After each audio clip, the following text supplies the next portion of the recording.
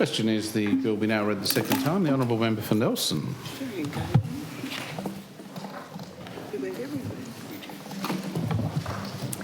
Thank you, Mr President. I rise to speak on the Local Government Amendment Targeted Reforms Bill 2026, and I certainly have appreciated leaving my contribution to the end so I could listen to all the other very valuable contributions, particularly as I don't have a background in local government.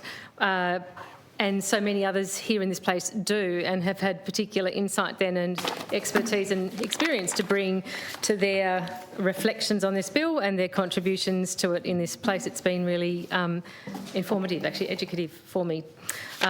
So thank you to those members. I also, as others have done, want to particularly make note of and acknowledge the importance of local government as a tier of governance and government in our state. Local government is certainly of foundational importance in our community.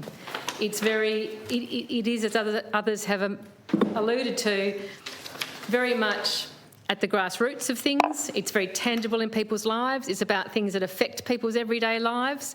And it's very much about governance and decision-making that's closest to the community on matters that have that bearing on daily lives. So I think it's an interesting space because of that, Mr President.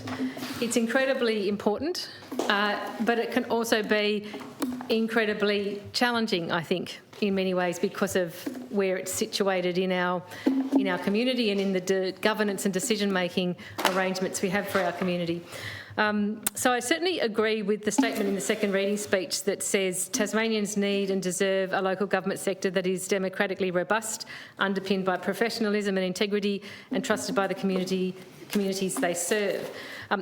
That's true, Mr President. That's exactly what Tasmanians need and deserve from the local government sector. And I think that there are certainly aspects of this bill that deliver on that and help move us further in that direction, which is really positive. There are also, though, I think some other aspects of this bill which I don't necessarily believe further that end and intent, that I do have some concerns about, and others have, I think, touched on some of those areas in their contributions too. So don't think I'm going to be saying anything that's necessarily new and radical here in raising a few of the concerns that I have as I make my contribution.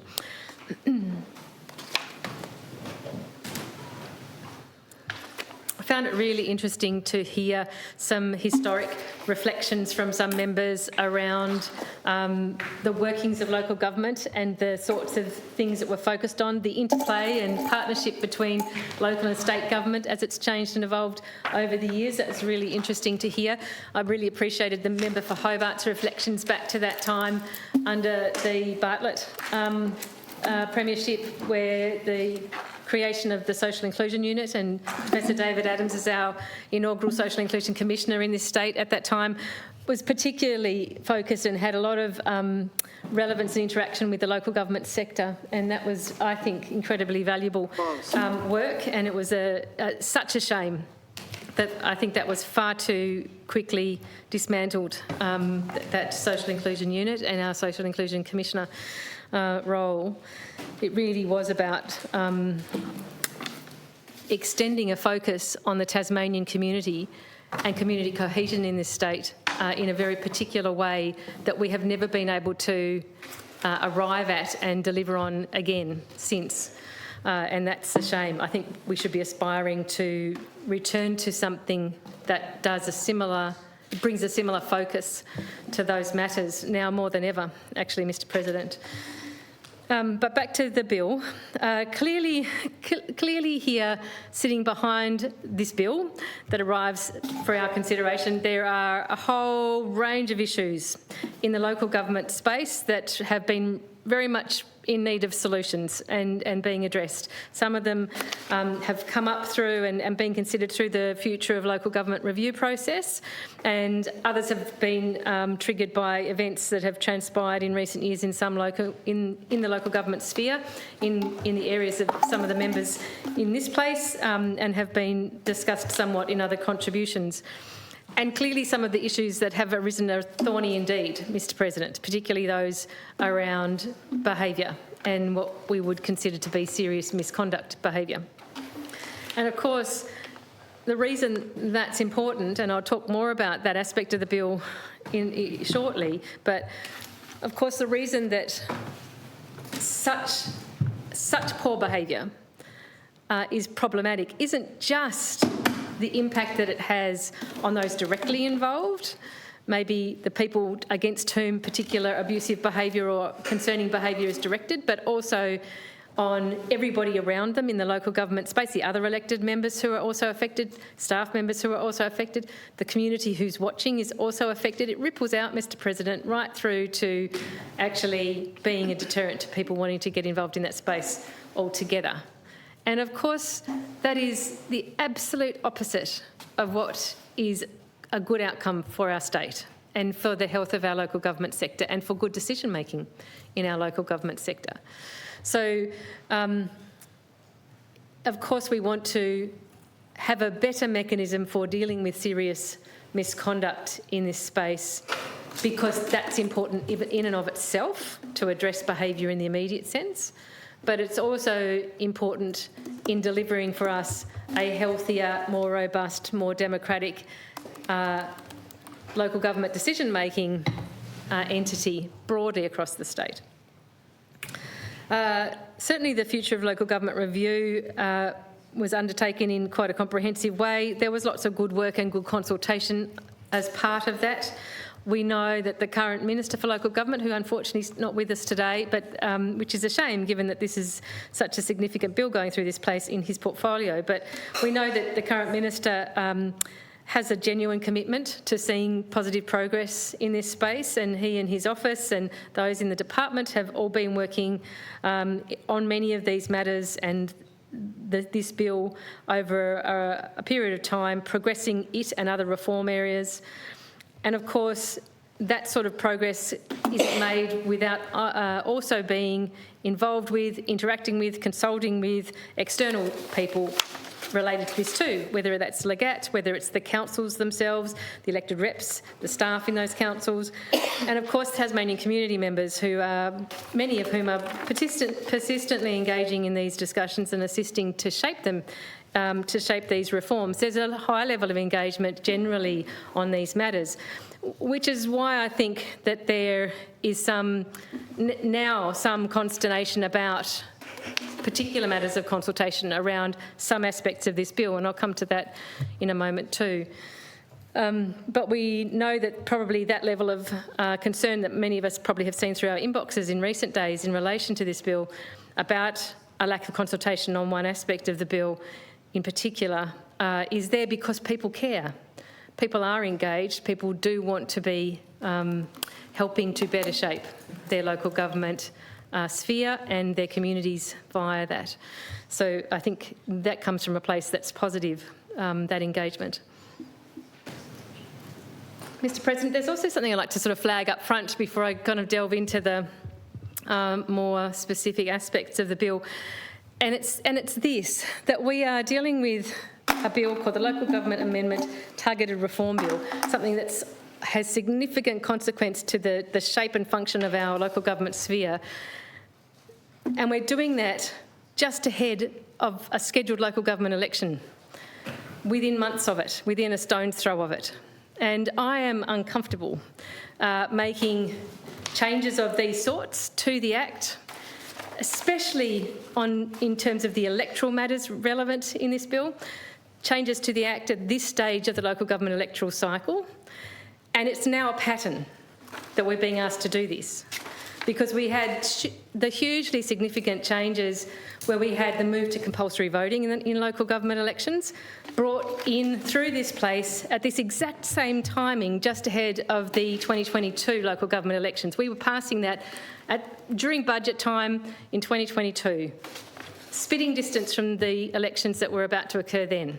And here we are doing something similar now in terms of a bill that contains matters of quite significant consequence, some of which will have a bearing on the upcoming election. I think that is very poor practice, Mr President. I think it's very poor practice. We are repeating this as a pattern now. And the thing about it is, unlike our state elections, Mr President, which could literally occur any moment, as we were so readily reminded last year, unlike our state elections, we know exactly when our local government elections are going to be held. They're on a 4-year cycle. They're always in the October of that year. It's set. There's nothing really that changes it, probably apart from some major disaster of some sort, I imagine. I think even during the COVID year, we managed to have them pretty much on schedule, to be honest, because we had a bit of run-in time, and and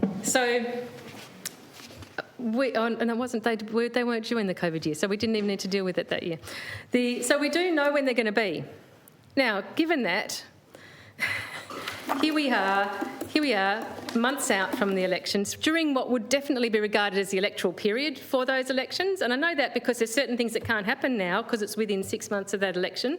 So therefore, it is regarded as the electoral period. So, for example, in my electorate of Nelson, which crosses over with the boundaries of the Kingborough local government area, there's certain arrangements brought about by the arrival of the new member for Huon in this place, and a mayor stepping out of her role, where there couldn't, for example, be a by-election to replace the mayor role there, and for a new deputy mayor to be necessarily dealt with in the same way. Certainly the by-election couldn't happen because we're within 6 months of the election.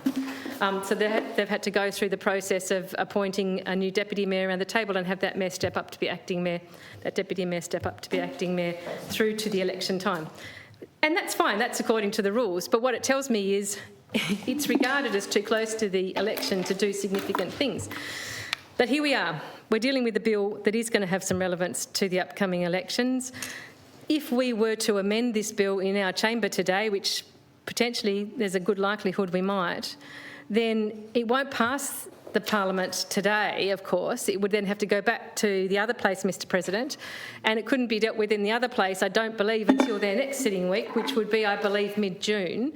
So if this bill potentially doesn't pass this Parliament until mid-June, then what we're going to be seeing is it doesn't get royal assent till perhaps late-ish June, and that is absolutely very close, 3 months out from a local government election that we've known is going to be happening for 4 years.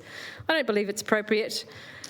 I regard that there would be two appropriate ways of dealing with a bill of this sort that brings in reforms of this sort that are relevant to significant structural matters and electoral matters for the local government sphere. And I'm just going to put those on the record here, Mr President, for future reference, in case we were to find ourselves again in 4 years' time dealing with a matter of significant local government reform within spitting distance of the next set of local government elections. Here's what I suggest instead. Either bring legislation on local government electoral matters well away from scheduled local government elections. We know when they're going to be. Do it mid-cycle instead, so that they can be implemented, socialised, well understood, well before the electoral period. So everybody leading into an electoral period has a clear understanding of what changes may have been made. The community understands it, potential candidates understand it, current members understand it, staff understand it. Do it then.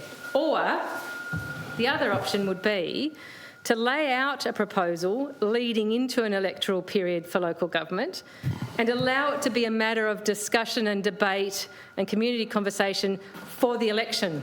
You know, allow candidates potentially to take a position on the things that were being changed, reforms that were being proposed.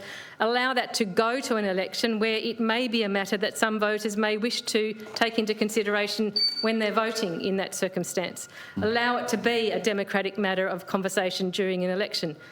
The thing not to do, Mr President, is to do it like we're doing it right now, spitting distance out, where a change will come hard in, crunching in to the election actually occurring. Very, very far from best practice, I think, in terms of a reform process.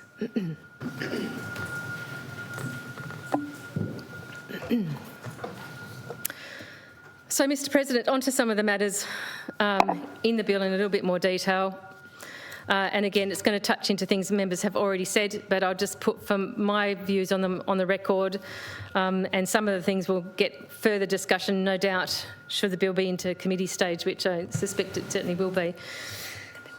One of the things around representation and the remuneration questions is the argument that we need to attract and retain high-quality Tasmanians with diverse backgrounds and the skills for local government, and crucial to attaining that goal is making the changes that are in this bill. And look, some of those things I agree with. I think we do absolutely want to be attracting and retaining great people into our local government sector from a diverse range of backgrounds. Diverse backgrounds mean better decisions being made. We know that, it's a researched fact.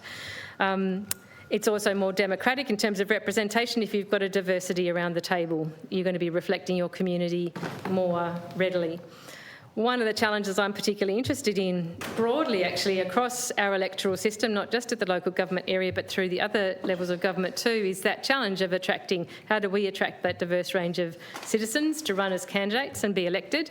We know that it can be daunting. We know that it can be something that's not seen as appealing, that can even be something people might look at with trepidation, even if they were fundamentally interested in the governance, in getting involved in governance in that sort of way at some level of our government system, whether that's local government, whether it's state government or federal even. Having said that, while we do want to be thinking about how we attract and retain people and bring forward diverse candidates, I think it can be also tempting to make assumptions, though, about what may attract people to put themselves forward and indeed what may deter them from putting themselves forward. The idea that raising the allowances, for example, as we're looking at doing in this bill, will, by definition, help attract better candidates is, I think, potentially a long bow. It may do. I don't know that we've got the evidence to tell us that it will do. It may do. I think in and of itself, don't get me wrong, Mr President, and I may get to this further later on when I talk about allowances, I think those allowances should be raised. I think there's an argument to raise them just purely on the basis of what is it appropriate to provide as an allowance for someone doing that job. That's absolutely a question to put and for that to be considered, and I think that inevitably that leads us to the conclusion that we should be having those allowances set higher than they are now, well and truly. So that aside, I don't know that we can assume that raising allowances delivers on a more diverse, better quality of candidate coming to put themselves for election. It may do, but I haven't seen the evidence of that yet. I think that on the other side of that, there's I think there are other things we might have to think about more in terms of what we need to do I think it's a simplistic thing to just put the allowances up and think that's going to do it. I think we need to think beyond that and think about what more we need to do that attracting and retaining and inspiring of good candidates to put themselves forward. And probably more needs to be done on the side of the equation that is about removing the things that deter people from doing it. And we've heard a lot, I think, from other members about the sorts of risks that are there for people in terms of the way they're treated by their community, the way they might be treated by fellow elected representatives in local government, the sorts of treatment and behaviour they might be exposed to. Those sorts of things we know are likely to be deterrents. And I think addressing those more effectively, removing those, is really important. And again, this bill, in the other aspect of it, which is around how we deal with serious misconduct, is one good way of starting to make better progress on that. So I think that that's certainly important for us to continue to think about, though, as we go forward.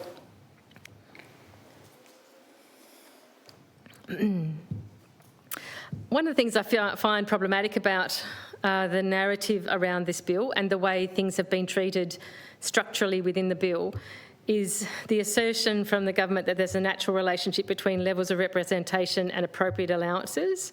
I'm not sure that I accept the premise of that, that there is a natural relationship there. I think there are matters to examine about how do we deliver the right level of representation for communities, and then there's a question about how do we ensure that allowances are appropriate to provide to people for the job they're doing. I see those, I can see why it's tempting to bring those two things together in a narrative the way the government has presented here, but I refute that is actually an appropriate thing to do. I think those two questions should be dealt with differently, and I think if they were dealt with separately, we don't then have to make certain conclusions that have been drawn in this bill, particularly around reduction in representation. I think appropriate representation is really crucial in any democracy, and it warrants being considered in and of itself, not linked to financial matters per se. Anyway, so that's just some broad thoughts, Mr. President. I haven't quite got my remarks framed up as neatly as some other members. I'm going to ramble a little, I think. But onward. I do think that the democratic principles that sit behind the question of representation at a local government level are really important.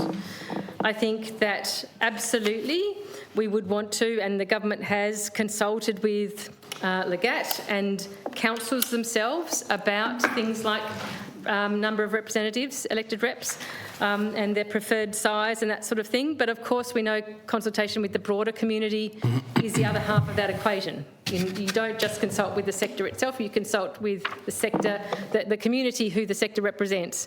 And I think that part of the process here has been flawed. And I think that's been raised and made really clear by some key stakeholders that we would do well to take on face value here, because they are stakeholders that have a genuine interest in a functional and appropriate local government sector. It's not that they're looking to be obstructive to better progress, but they're certainly champions for community voice and community being having the chance to have a say in any changes being contemplated and brought forward to this place.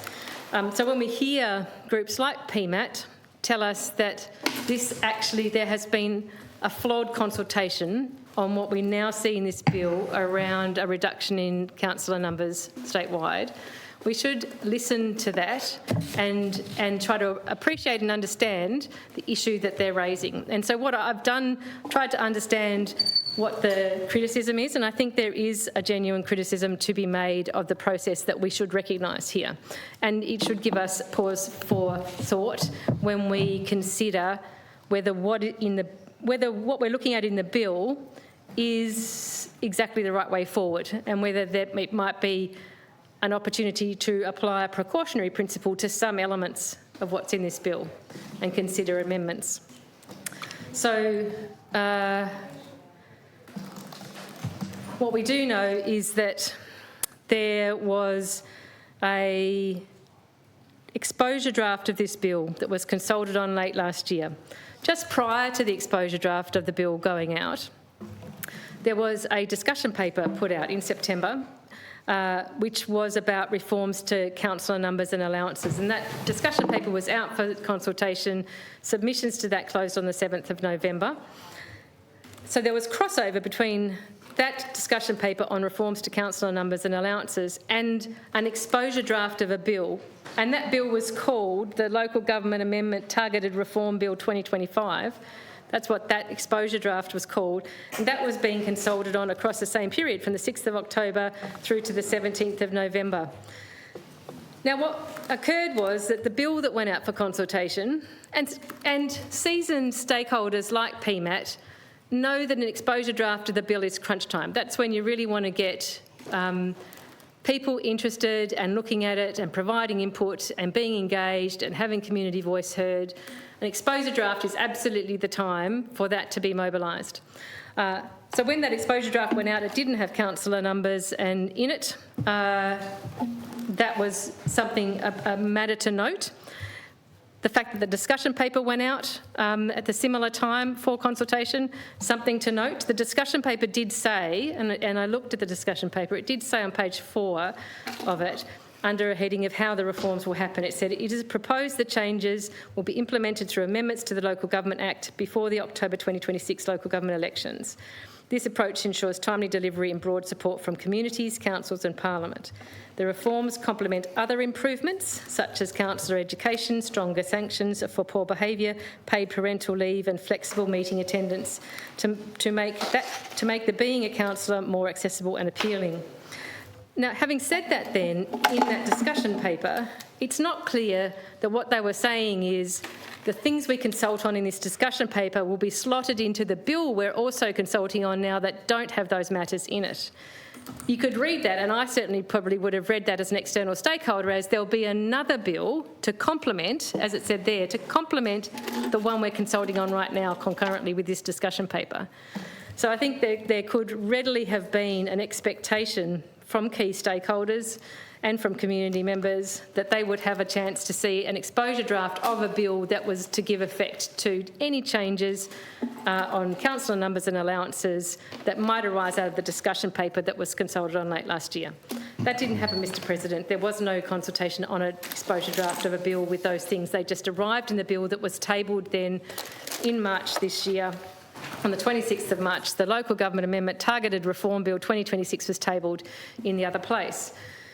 And of course, it had matters to do with councillor numbers and allowances in it. And it was called virtually the same thing as the bill that was the exposure draft bill that was consulted last year, which is a shame in a way, because again, if you're an external stakeholder and you noted that that bill was being tabled in March, you might not even then have clocked, because you might not have gone to look at it quite quickly, that there had been a whole raft of new stuff put into it since the exposure draft went out that related to councillor numbers and allowances. You might not go look because it wasn't changed in its title from the exposure draft that didn't include those things. The only thing that was changed was the year that was tacked on at the end, 2025 moved to 2026. Now, I think I'm not going to assume that there was anything nefarious about that, Mr President, but it was certainly problematic. And it could be anticipated to be problematic for external stakeholders. And I think the other thing we have to think about is that not only did those consultations late last year happen concurrently, it was also an incredibly active and heightened time for consultations on planning-related matters in this state, Mr President, because it was in the heat of the stadium legislation debate and matters and the consultations and advocacy with this Parliament around that. It was occupying the attention of thousands upon thousands of Tasmanians, certainly at that exact same time. So people may well have thought, well, we're going to have a future opportunity in another exposure draft on councillor numbers and allowances not far down the track, so we'll look out for that when it comes. So I do have a great deal of sympathy for the concerns raised by PMAT, by the Tasmanian Conservation Trust and by many members of the public who have been contacting us, certainly this last week, on raising concerns about absolutely insufficient opportunities to make genuine representations and engagement on the matters to do with allowances and councillor numbers. In particular, councillor numbers is the area that people are concerned about because it represents a lessening of representation. There's no two ways about that. We can have a conversation about whether that's appropriate, whether it hits the right balance, but it is a reduction of representation of the community by removing councillor numbers. So I feel quite perturbed that certainly unideal situation has arisen with the development of this bill, that we haven't seen the Tasmanian community who may have wished to engage with this have the opportunity to as fully engage with it as possible.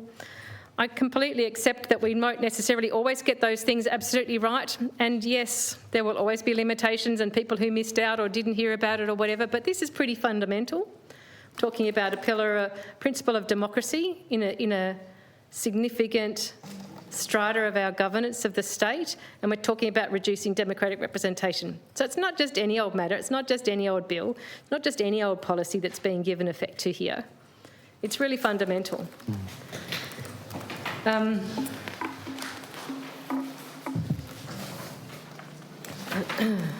Probably said enough on that to make it clear on my view on it, Mr President, and my consternation about it, and I hope that we can think about that in a precautionary way when we're considering some of those aspects of the bill in committee stage if we get there. On the matter of changes to councillor numbers, it's interesting to me, the quote from the second reading speech is this that jumps out to me. It says this: having the right number of councillors to serve the local government area is critical to ensuring effective and efficient governance, representation and service delivery.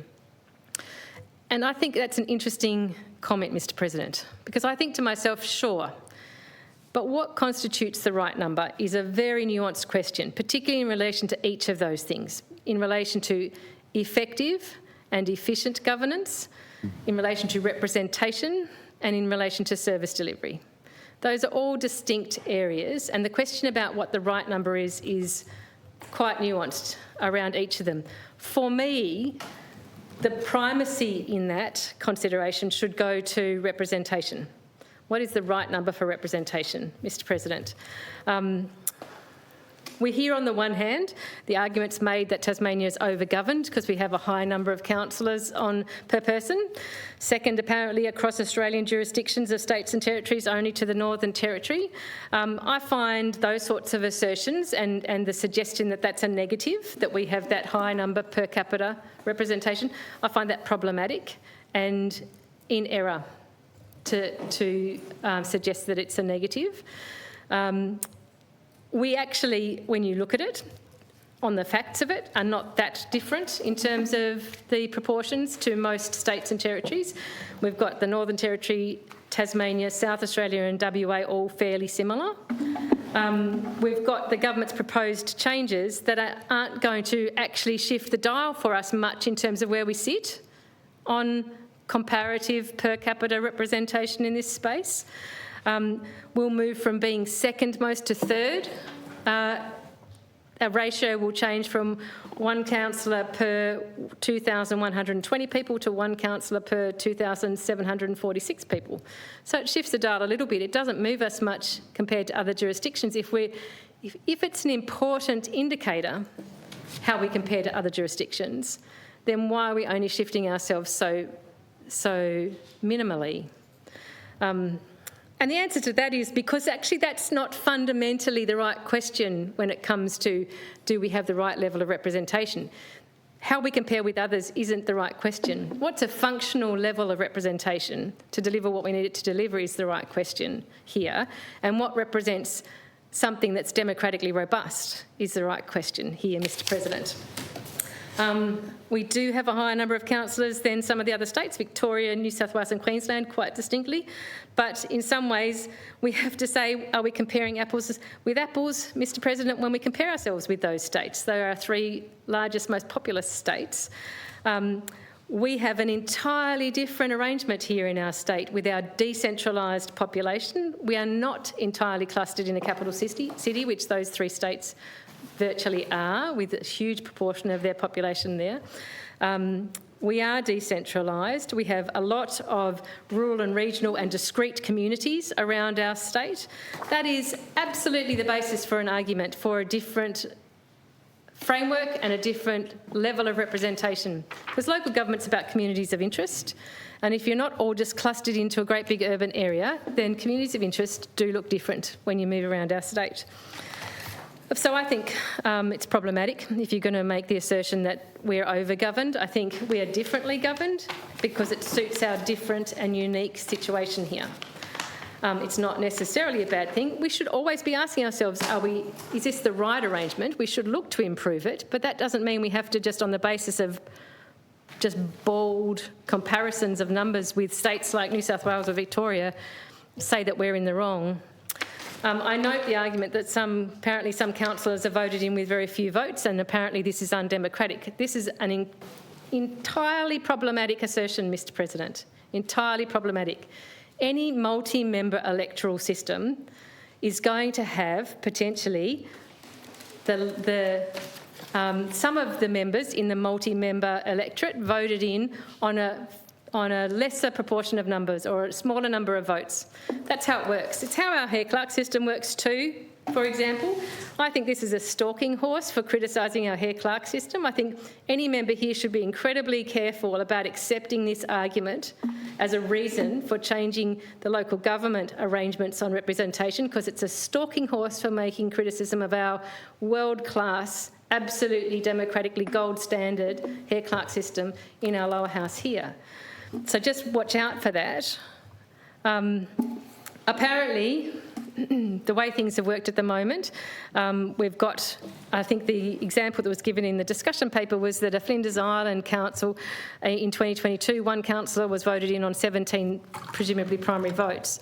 But if that councillor position was removed, the next councillor up from that received 22 votes. If you reallocated the 17, because we'd reduced the numbers, for example, on that council, you'd be reallocating 17 votes across the rest of them. Look, the one above there, the 22 vote person, might have got some of those 17. They might have had their votes bumped up to, what, maybe 25, Mr President? Still, on this argument, a small number of votes, right? I think that's problematic because it's the way the democratic system works. This is how a multi-member electorate and having members voted in that situation works. We have the same thing that's happened here. We can look at our House of Assembly or our Senate elections even at a federal level. We see members in our lower house seats, the final members in our Hare-Clark arrangement voted in on a small percentage of the votes. That small number of votes in Flinders Island, look, it sounds so exciting, doesn't it, to say, oh my God, 17 votes is all that person got. Well, really, that was actually 2.4% of the votes that were available, apparently. And sometimes in our Hare-Clark system, the person voted in 7th got a similarly small proportion of first preference votes. But the way we arrange this is that you cluster around, you do the redistributions across the counts, and this is our democratic way of filling multi-member seats. Again, to me, it's more about the quality of people we have coming forward for election and having great candidates stand, whatever arrangement we put in place for a multi-member elections. The more people of great quality that we have standing, the better we get a great set of people come out the other end elected, even if some of them who are the last few to be elected are elected on smaller proportions of votes. I think that cutting numbers right down to something as low as 5 is problematic. Now, I know that we've pulled back from what was suggested in the discussion paper to what is in the bill here. I still find that problematic. I find even 7 is problematic to some extent, to be honest, Mr President. I know that's the current number for some of our local councils already. What I do feel like is you have a much higher barrier to new entrants when the smaller the number gets. You have much less diversity of opinion around the table. You have a much greater chance of there being problematic interpersonal relationships that influence the way decisions are considered and made.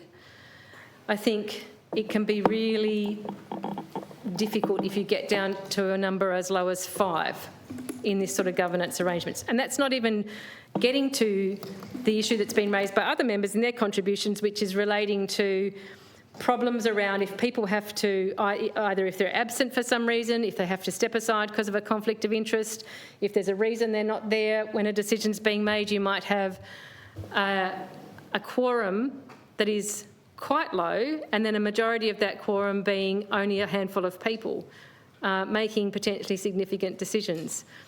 That, I think, is a very well-made point, and I know Member for Launceston spent some time speaking about this, and I agree with the things that she was highlighting there in terms of a problem. I think the issue of 5 as a functional number of people to make decisions on behalf of a community is a question that we haven't given enough consideration to yet. I know it was in the discussion paper that went out last year. I know there was some stepping back from it in this bill to make it only an option that could be for certain councils to consider requesting, I still find that highly problematic, especially because there isn't a high enough bar for how that request can be warranted, I don't think, in this bill. I don't think it does strongly enough require the right level of community consultation and endorsement of such a request going to the minister. I think that there can be the risk of self-interest of current councillors of the day who might be making that request of the minister that is present in the way it's laid out in the bill. I think it's highly problematic that we don't have enough accountability around how that request would be made, how the minister might assess that request, and then assessing the impact of that request and whether it was the right thing to do down the track and whether it could be reversed. I am absolutely not of the view that we are in a position to say it's the right thing to do to allow councils to reduce their numbers to 5 at this point in time. I think that should be, under a precautionary principle, something that's given much more thought to and potentially addressed down the track. And given that, I've got amendments to that effect that members have, that I've shared with members already, that I'll make an argument for even when we get to that stage in the committee section of our consideration of the bill. I just don't think the case has been made. I don't think the consultation has been undertaken appropriately, and I think that not enough urgency to progress that element of the bill has been demonstrated for us to endorse that aspect at this point in time. I think broadly the whole concept of us reducing our representation in many across-the-board ways is problematic. I do think, obviously, when you looked at the submissions that were made to the discussion paper last year, a whole lot of issues were raised by councils. There was actually high levels of divergence in views put forward. There was a stark divide, in fact, with some councils and some people in support of reductions of councillor numbers and others very much against it. Certain municipal leaders welcomed adjustments. Other members have read in various parts of submissions or correspondence from different councils. But we did see also in those submissions some pretty severe criticisms from academic experts, from community advocates, from various individual councils around some of the matters presented. I think that really has to give us pause. We really do have to think to ourselves what's right here. I appreciate the argument that what we have now is a hodgepodge that's sort of organically been arrived at over time, and it isn't able to be consistently, there's no consistent rationale behind why X council has 9 and Y council has 7 and Z council has 12 necessarily. And so I appreciate that there's an inclination to try to systematise that and to make that in some sense a consistent approach that we can apply. I just don't know that we have sufficiently actually gone through a process to arrive at what we've arrived at in this bill. So I have a lot of concern around that. Mindful of time, Mr. President, I'll move on. I do think, as a broad democratic principle, when you take away the level of representation, when you lessen it across the community, we're weakening accountability.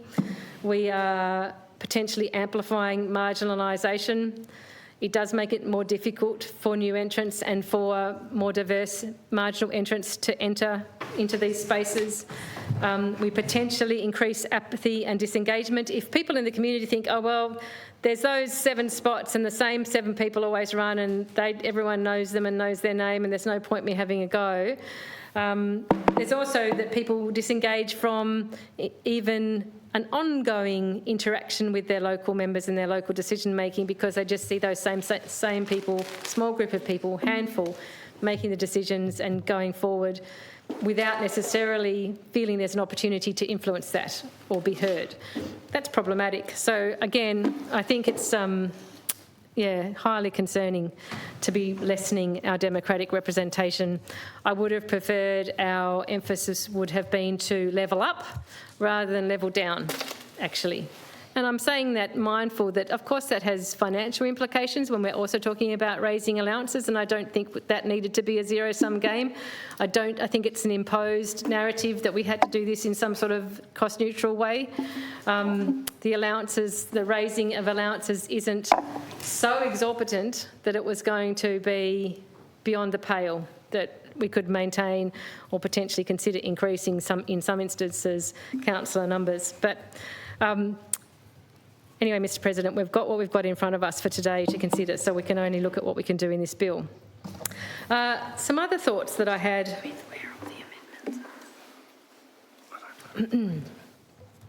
Is that we are only, I mentioned earlier, we are only one local government election into the change to compulsory voting for local government elections. We only did it for the first time in 2022, and we have yet to well understand what impact that has had and will have as it becomes more embedded on our local government electoral landscape, on the candidates who stand and who are elected. We are yet to be able to observe and see any patterns or trends in, say, the intrusion of party-aligned candidates into our local government electoral space, among other things. I feel like it's a shame in some ways that we would think to be doing significant changes to representation in terms of numbers at a time that we're still to understand how compulsory voting is playing out in who stands and who gets elected in our local government elections. Mr President, to move on to the other important aspect of the bill, which is around standards of conduct. This is clearly a matter that could and should be progressed, I think, with really good thought behind it, and we've seen a lot of obvious consultation and interaction with the relevant stakeholders around how to deal with this. There are clearly issues that need to be dealt with here. We are clearly, under our current system, not able to manage inappropriate, improper behaviour, damaging, harmful behaviour in ways that are timely and effective. So when the second reading speech points to the need for stronger mechanisms to address instances of serious misconduct by a councillor, I agree that that's needed. I agree that we do have to consider what the community would expect in this space, but I think we also have to be really careful that we are not breaching or setting aside important democratic principles as well. So that's some of my remarks are going to focus in on getting that balance right. So we do have the new serious misconduct provisions, which I support, defining that, the fact that it will be further defined under ministerial guidelines. I think we absolutely needed the flexible early intervention tools to address these things, which the bill provides for, where essentially an assessment is made quickly on whether it's likely the complaint is relating to serious misconduct, and if so, via the director, it can be sent to TASCAT for to be dealt with. And I think that is an excellent development. So that's going to address a whole range of issues around what has been experienced under the current system, where there's a lack of timely, appropriate responses. We won't see that anymore if we're able to fairly quickly send it off to TASCAT for assessment. I think that that's appropriate. I think TASCAT will, under this bill, then have a range of considerations it can look at in terms of sanctions if a finding is made of serious misconduct as a result of a complaint. Overall, I think it is positive for there to be a range of sanctions available at that to TASCAT at that point, although I do have some specific concerns about some of the ones that are there listed. The ones that I think are really important new ones that are beyond what's available anywhere now in our current system is that a fine can be levied. Now, I think that actually could be a significant addition, a significant tool in the toolbox here to help deter and prevent repeated misconduct behaviour, which has been a real feature, and people have been able to point to the current system utterly failing to deal with that. Quickly getting it to TASCAT, having TASCAT have the ability to put in place a period of time that the person has to stand aside, up to 6 months, is really positive, and can levy a fine. It's not an insignificant fine either, Mr. President. I think I'm correct when I quickly looked it up. It's 50 penalty units, which I think is about $10,000, so up to about $10,000. That's nothing to sneeze at. If TASCAT makes a finding against you and they use a number of things on the list that's available to them. For example, they might say you have to apologise, you have to do this training, you're banned for 6 months, and you can pay $10,000, thanks very much.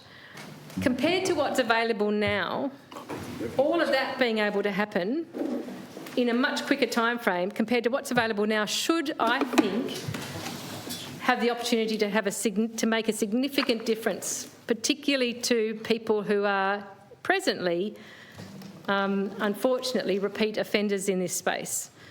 And I think, in many ways, the arguments I'll be making if and when we get there are that some of the, I think, more problematic options provided in the sanctions list to TASCAT can be, at this time, potentially paused or adjusted because of the risk they pose to, I think, some democratic principles, and we can allow it to play out under what is provided for otherwise, as I've just said, and see how well that works, Mr. President, because I think there's enough that's different there already that can make a difference in outcomes to what we're seeing now. So the ones that I have particular concerns about are the disqualification from office for up to 7 years that can be done under the current arrangements in the bill. I think that's problematic. I know that there's an amendment being brought to us to consider there, which I support. I drew up an amendment also, which I suspect I won't need to move, Mr. President, because I think the amendment from the member for Montgomery in that space should be considered really seriously and supported. The other one, though, that I have a concern about in the list of sanctions there in the bill that TASCAT can look at is dismissing from office. Now, I appreciate that there's alignment with some other sanctions in the bill, but those are ones that are brought through courts and for behaviour that's been dealt with through a court. This is not a court, it's a tribunal. It's a different level of consideration of a complaint. I have really serious reservations about removing an elected person from office, and that power being given should not be given lightly in any sense. And it's not that that's what's happening here, but I think we would do that as an absolute last resort. That it's an important democratic principle that somebody is elected by the people and they can be removed by the people by not being elected next time, Mr. President. If we start looking at providing powers to remove people from office any more broadly than is absolutely necessary, and the power is still there for courts to do that here for behaviour that is going to be dealt with in the court. So that's still available. To give it to the tribunal, I think, is overreach at this point in time. I think the tribunal would be incredibly disinclined to use that, quite frankly, but actually I don't think we should be putting them in a position of having to consider it. I don't think it's appropriate to be there. So that's an argument I'll make if and when we get to that. I know the current horror stories that are being rolled out about bad behaviour currently in this term of local government, which has certainly made the case for the need for change here. It's promoted the need for the reforms in this bill, and that's because the current system has utterly failed to address those things. It's been insufficient. There is plenty we are doing in this bill that is a game changer for how things can be dealt with, but I really encourage us to think carefully and apply a precautionary principle, particularly when matters of democratic rights and principles are at stake. It's certainly no small thing to remove an elected representative from office. It's no small thing to prevent a citizen from standing for office and for the people to decide whether they want that person as their representative. I have some questions, so just to wrap up my contribution, there's some specific questions. I'll put some of them now because I think then they'll be able to be followed up more in more detail potentially during the committee stage. And I know it's right at the end of my contribution, so it's difficult. I should have put the questions at the start. My apologies. So you had time to consider them. But we can always follow up anything you've got to respond to now, Leader, in your summary on these questions. We can explore in more detail during committee stage potentially.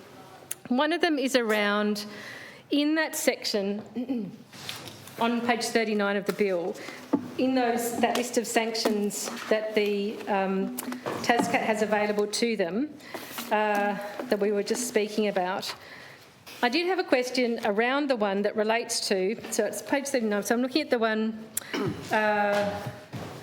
which is D in that list, and it prohibiting the councillor from nominating as a candidate at any ordinary election or by-election for a period not exceeding 7 years. So this is the one I'm talking about.